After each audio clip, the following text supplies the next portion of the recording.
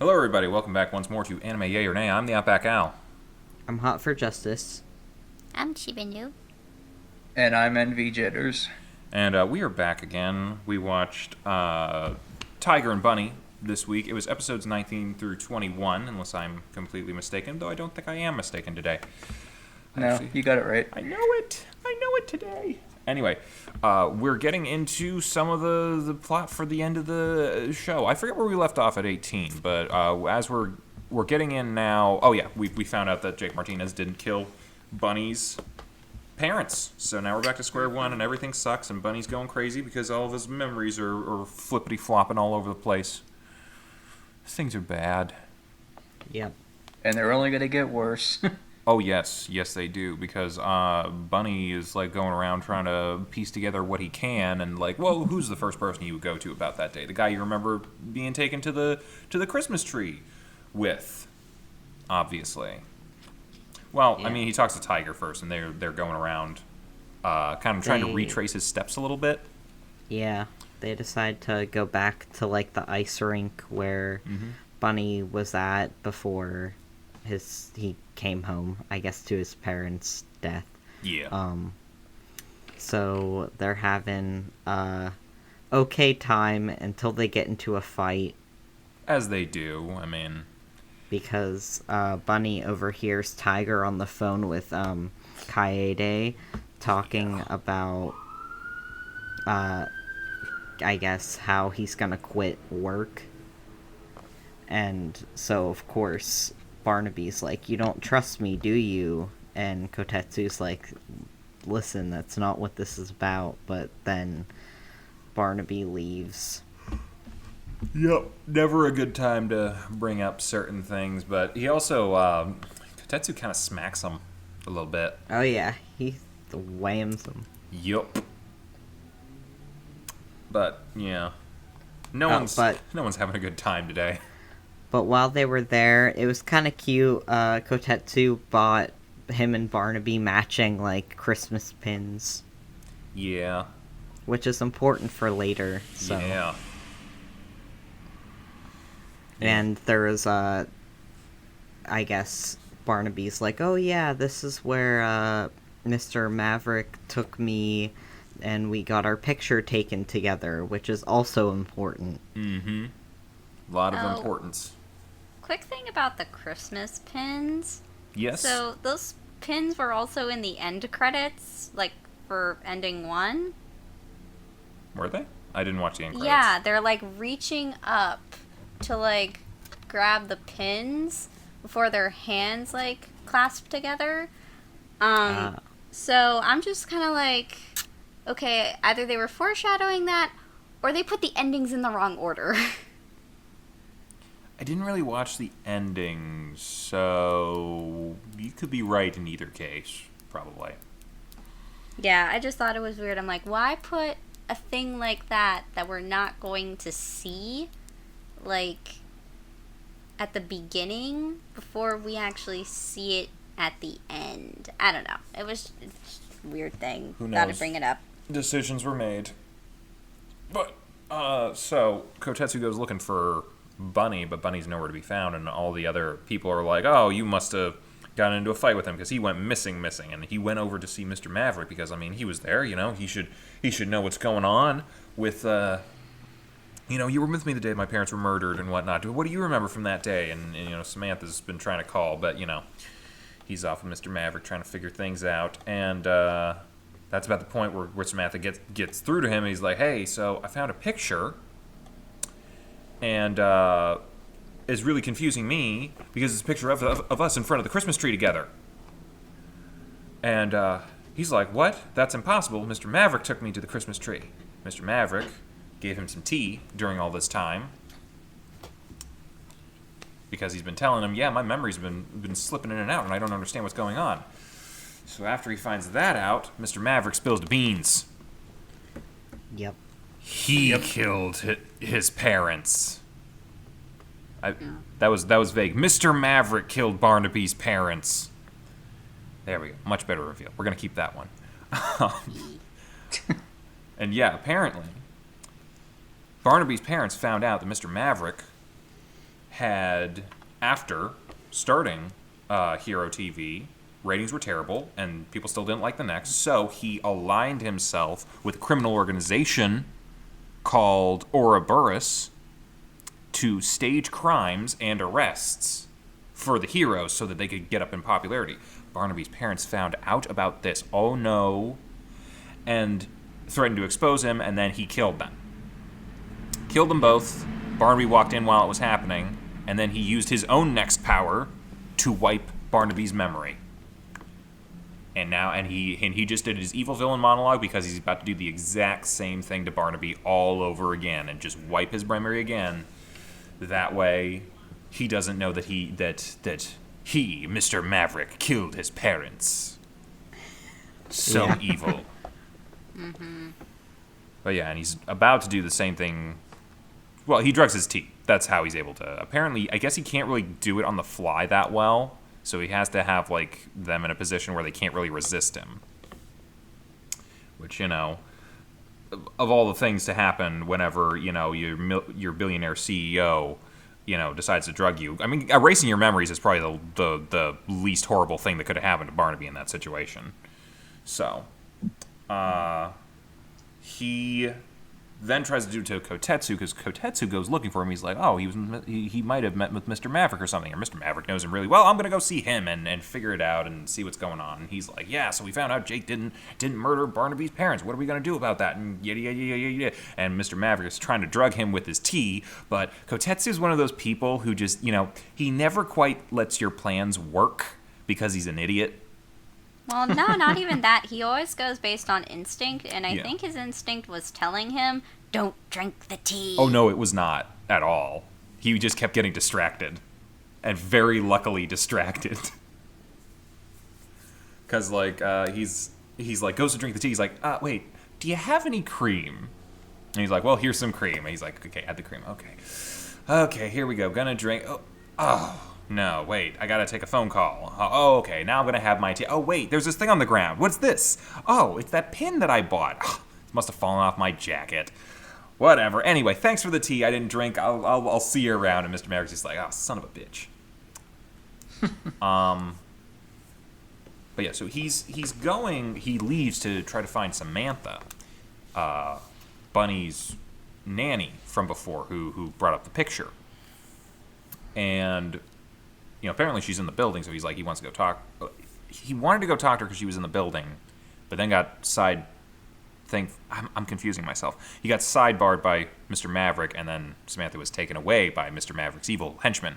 But he goes to try to find her again, and finds his own pin from today in his car. So he has two pins, and he's like, what? One of these has to be Bunny's. Wait, so does that mean Bunny was in Mr. Maverick's office?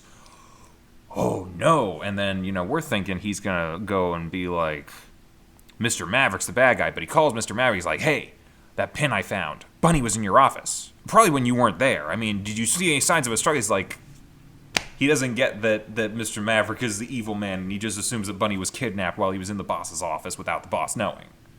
And even Maverick's like, man, that man is so many kinds of stupid. But yeah, he realizes he can't get to him, so he's going to get to him in other ways.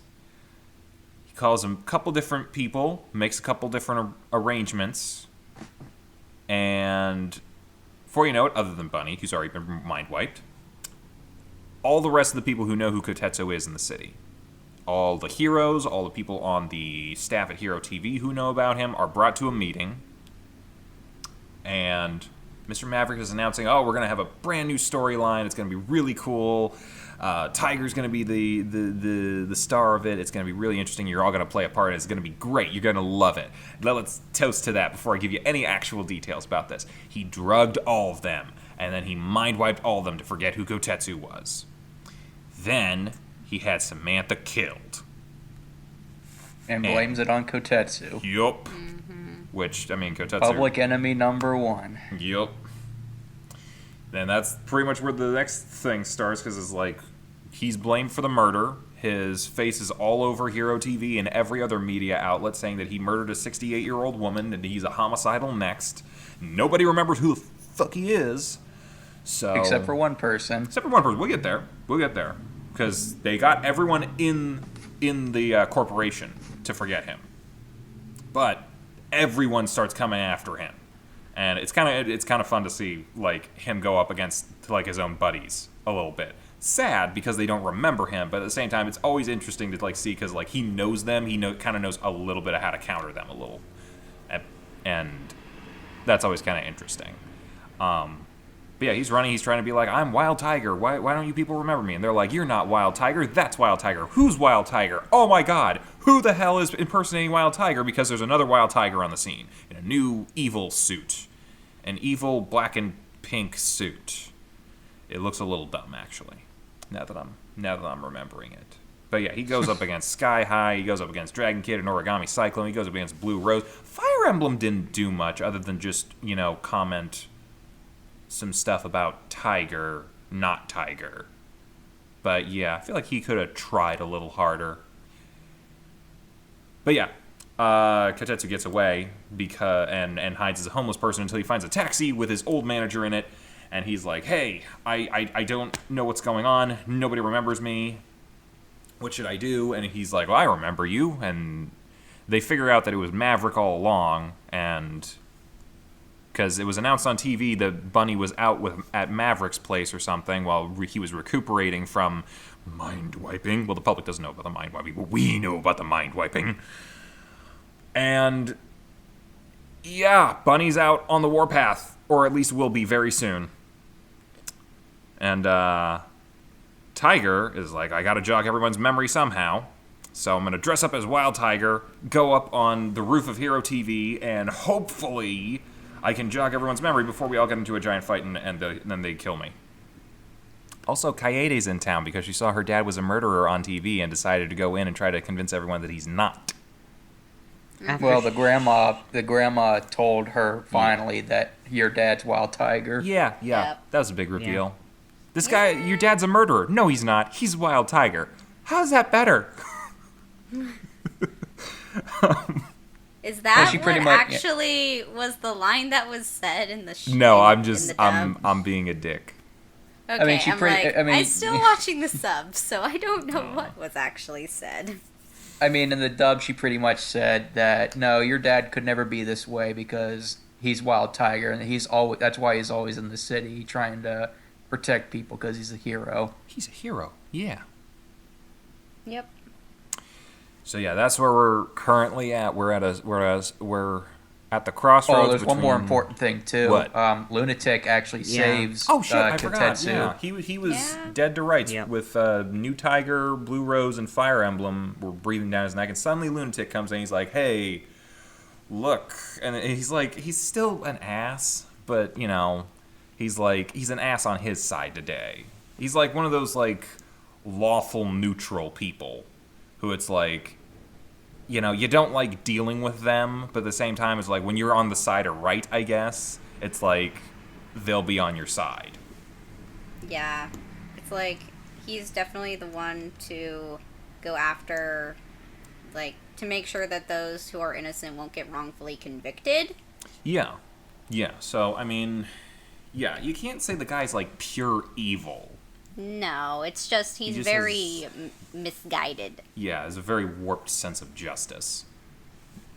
He almost kind of reminds me, even though he's not really like that, but he almost kind of reminds me of V from V for Vendetta in a way, at least in his pursuit of justice or something like that. Maybe a little. I mean, obviously he doesn't have the big soliloquies and the terrorism. He's got Liam O'Brien voicing him, so it's gonna sound kind of similar a little bit. But yeah, no, that was interesting to see their teaming up with the villain and stuff like that. So, and I give him points for figuring out what was going on because, like, I mean, he's connected with Hero TV and he probably did his own research and was able to figure out who everyone probably was on his own.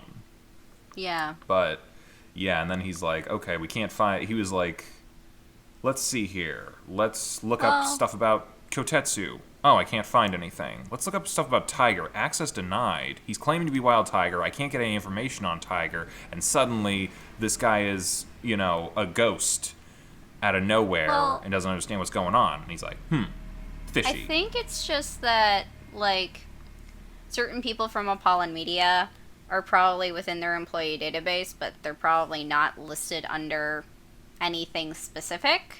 Yeah. So, They did mention, like, Mavericks people did mention erasing everything about Kotetsu in the database. Yeah.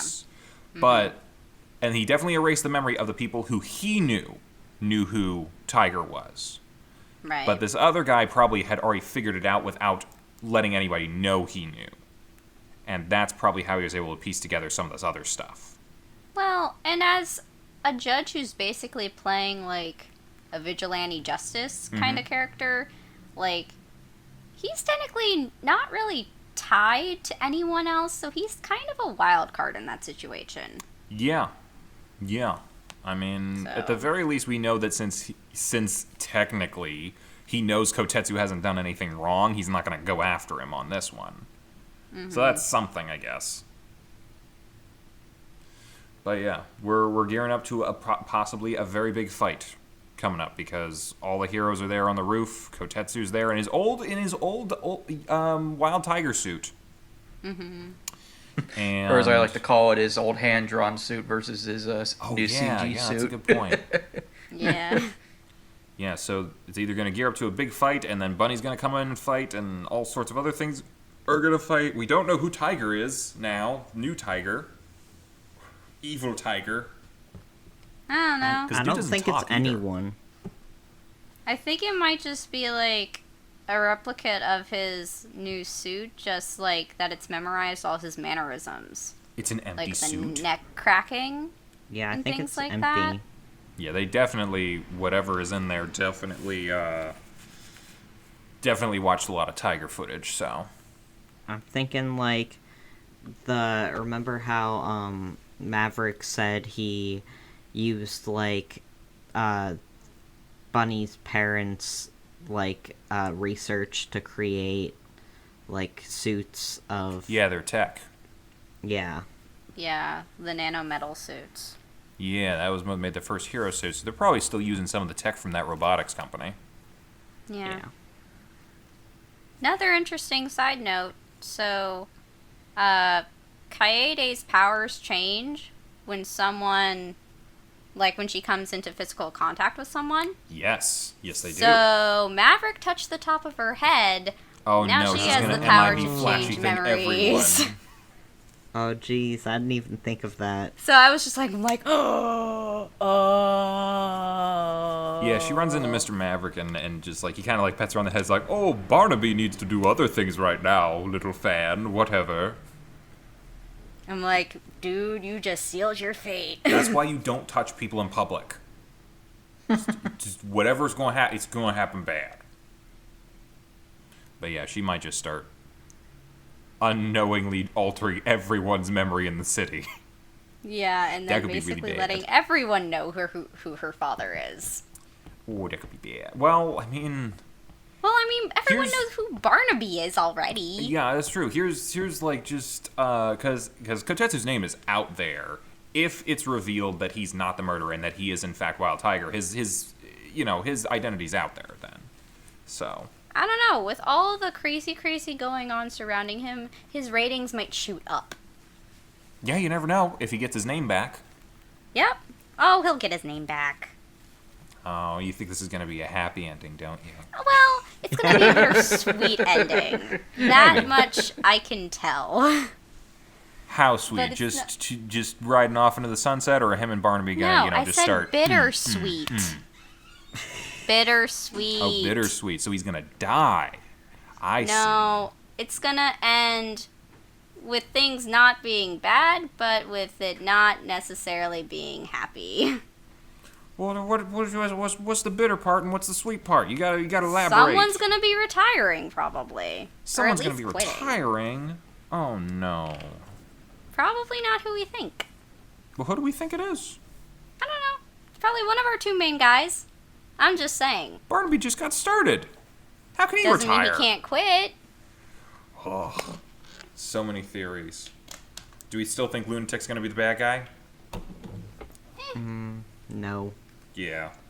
He's I pretty think much Maverick the same kind of now. just Maverick overtook kind of the. he kind of just took over as bad guy for the rest of the season. Yep. So Lunatic's probably still gonna stick around, but they're making a season 2, so maybe he'll come back. Yeah, Oh, I that'd be forgot cool. about that. Yeah, we'll have to I'm watch so through excited. this, see the movie thing later, and then the season 2, which is in production now. I've been told, but we'll see when that may or may not come out. Maybe we'll have to do like a live thing that we were doing before. I'm excited. Yeah. What else? Because you guys were all saying, "Oh, Lunatic's gonna be the big bad for the rest of the season." Last time.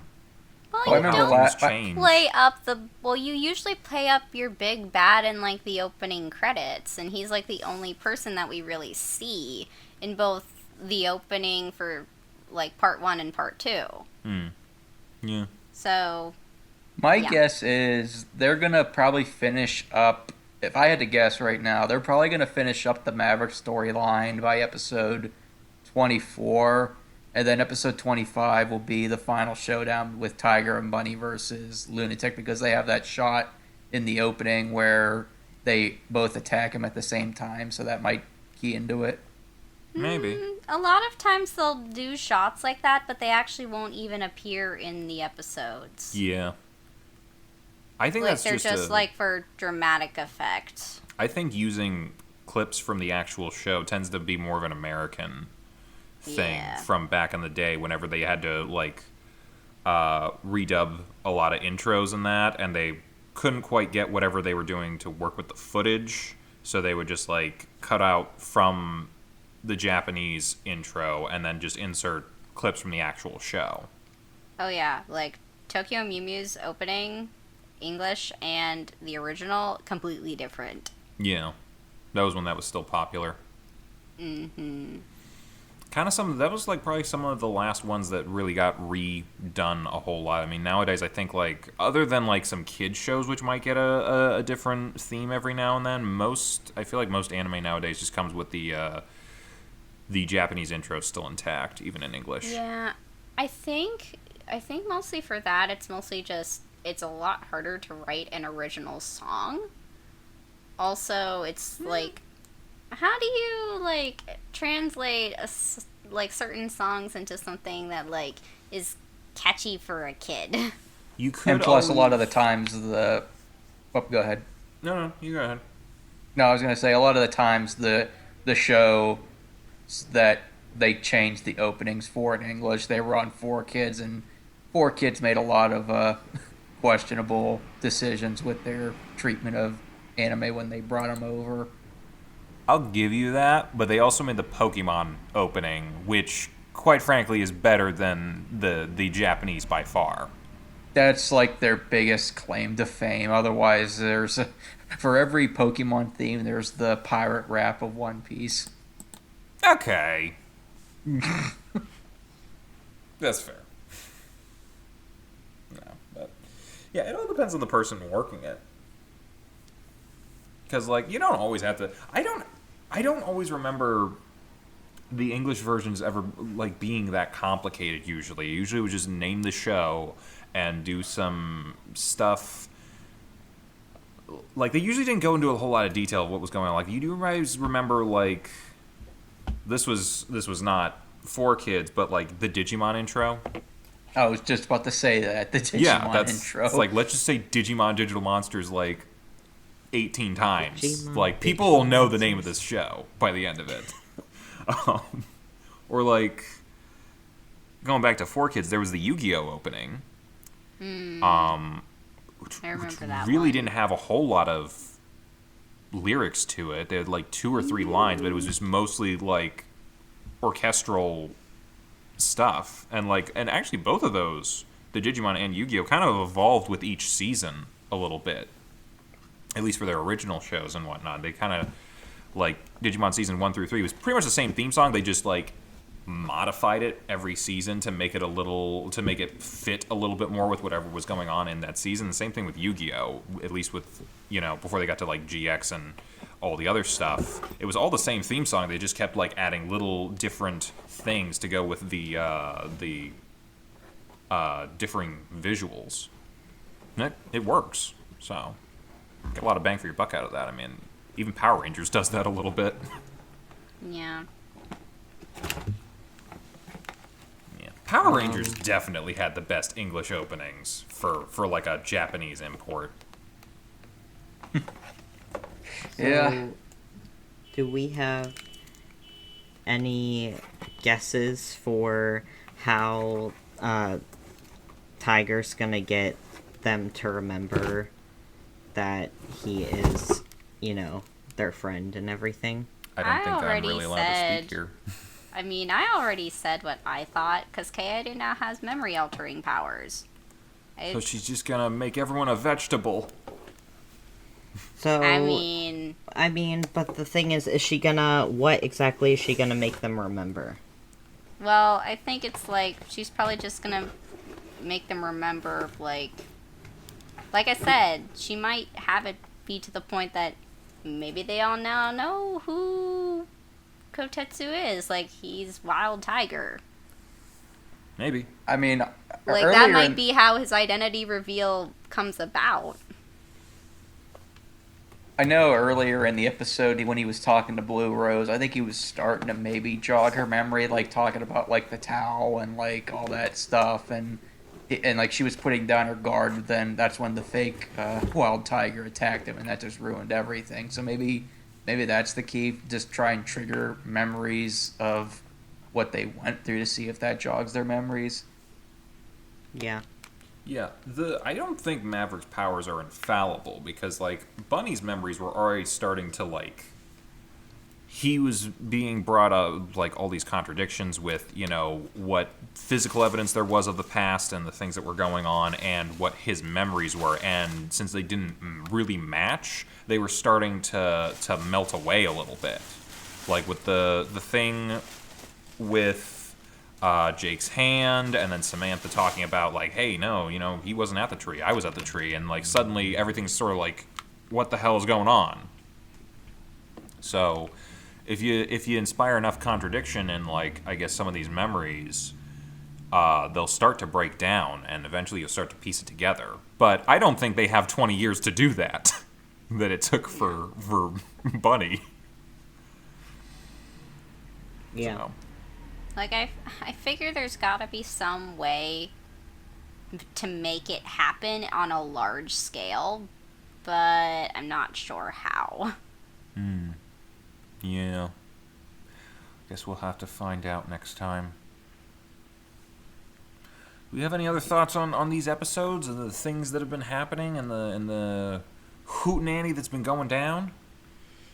I'll just say this: if I wasn't limited, trying to watch 3 a week, I would have binged and finished it today, because I'm glued to my seat now. I can't wait to see what happens.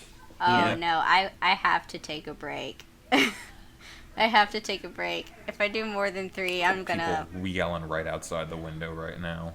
I'm gonna literally, like, be up all night, and I can't. I'm like, okay, that's enough excitement for tonight. I'm too tired for this. I actually did binge this whenever I first watched it.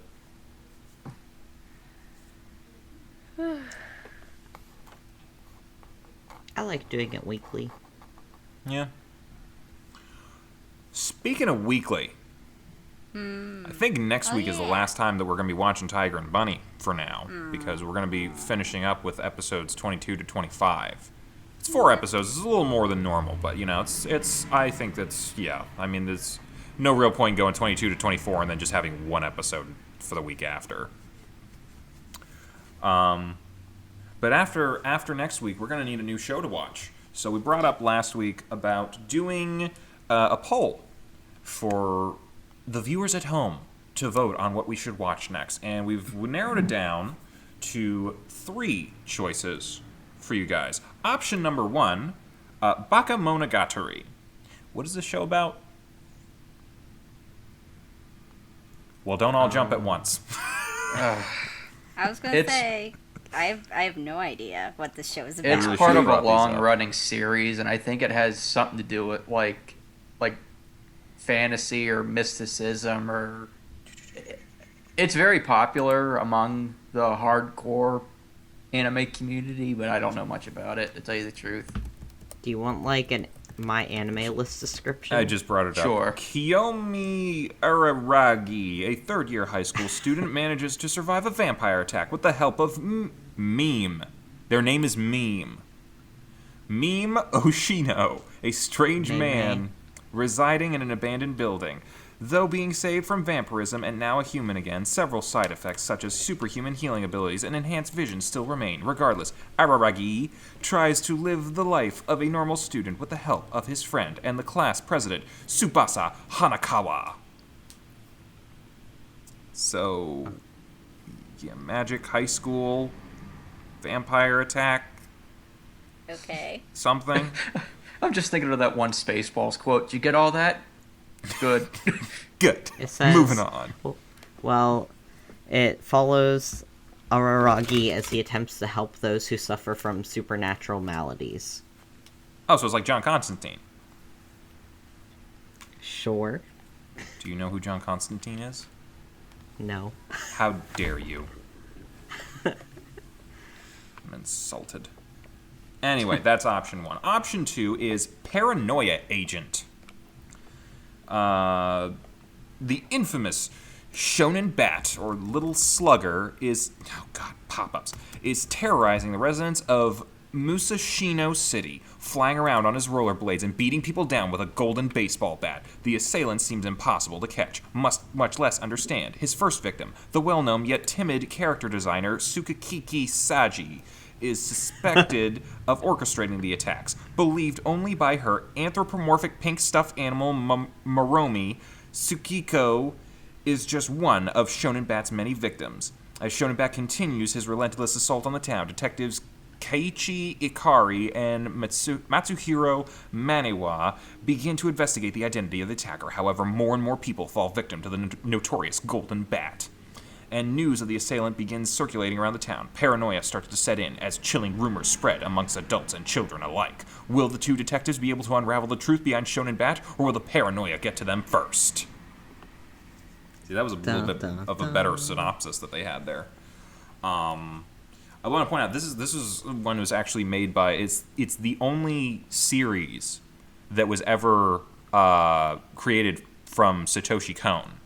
The guy who did Perfect Blue and Paprika and a couple of those movies. So I'm yeah.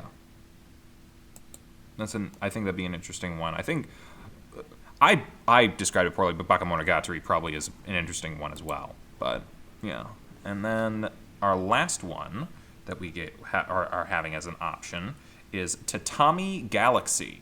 Yay! Okay, please come up. What is that? Where's that? The Tatami Galaxy. I guess there's a "the" there. Oh, pop-ups. Sorry. One autumn evening, at a mysterious ramen stand behind Shimogamo Shrine, a lonely third-year college student bumps into a man with an eggplant-shaped head who calls himself a god of matrimony. Meeting this man causes the student to reflect upon his past 2 years at college. 2 years bitterly spent trying to break up couples on campus with his only friend Ozu. That's dickish. A ghoulish-looking man seemingly set on making his life as miserable as possible. Resolving to make the most out of the rest of his college life, the student attempts to ask out the unsociable but kind-hearted underclassman Akashi, yet fails to follow through, prompting him to regret not living out his college life differently. As soon as this thought passes through his head, however, he is hurtled through time and space to the beginning of his years at college, and given another chance to live his life. Surreal, artistic, and mind-bending. Tatami Galaxy chronicles the misadventures of a young man on a journey to make friends, find love, and experience the rose-colored campus life he always dreamed of. And this one was made... It's from the same guy who made The Night is Short, Walk On Girl, the first movie we reviewed on the channel. Yeah, The Night is Short Walk On Girl is actually the spiritual successor to the Tatami Galaxy. Oh, God, we watched everything wrong. But I mean, you can watch them in any order. It doesn't matter. The characters are different. So. Yeah, those are your options. We should have a poll up today for those 3 options: Bakemonogatari, Paranoia Agent, and Tatami Galaxy. And you guys can vote on those, and we'll let you know who won next week after we're done reviewing and looking at Tiger and Bunny. And then we'll start it on December 8th, whichever one is chosen. And seeing as today is also the last Sunday of November, so it's the last anime yay or nay of November, today is the same day that Princess Mononoke anime yay or nay came out, so go watch that at some point, if you haven't already. Or if you have, go watch it again. We like the views. But we need a movie for December.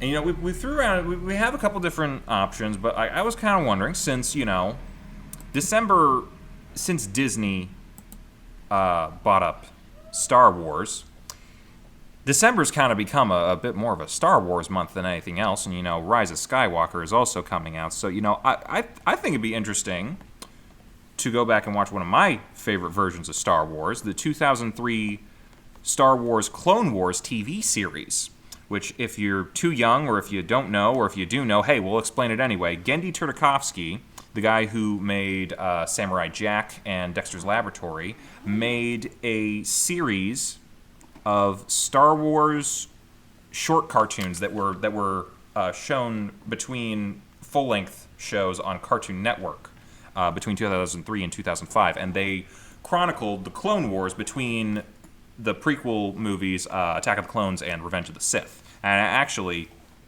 like, the last episode of this series happens directly before the beginning of Revenge of the Sith. So it's a nice little encapsulated thing. There are a lot of vignettes. Each episode is about like five or so minutes.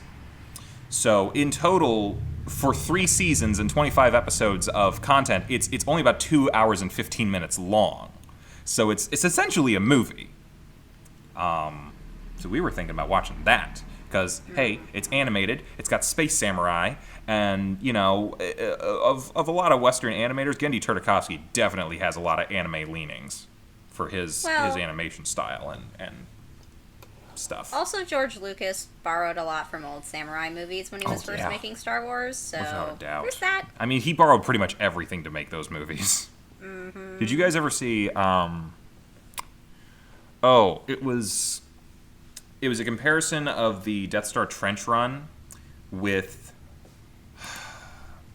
I think the movie was called The Dam Breakers or something, and it's a movie about these, like, World War II bombers taking out a power plant on a dam that was controlled by the Nazis. Yes, I think I know what you're talking about. I think I did see that comparison before. You can look it up on YouTube. There's like a side-by-side comparison. It's like almost a shot-for-shot remake of that bomber movie. Oh, wow. Yeah, so he stole a lot.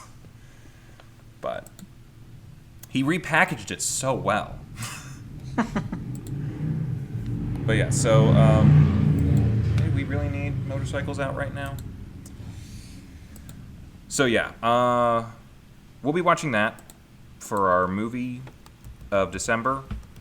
Star Wars Clone Wars. That's the 2003 series, not the 2008 one. That's a whole other thing.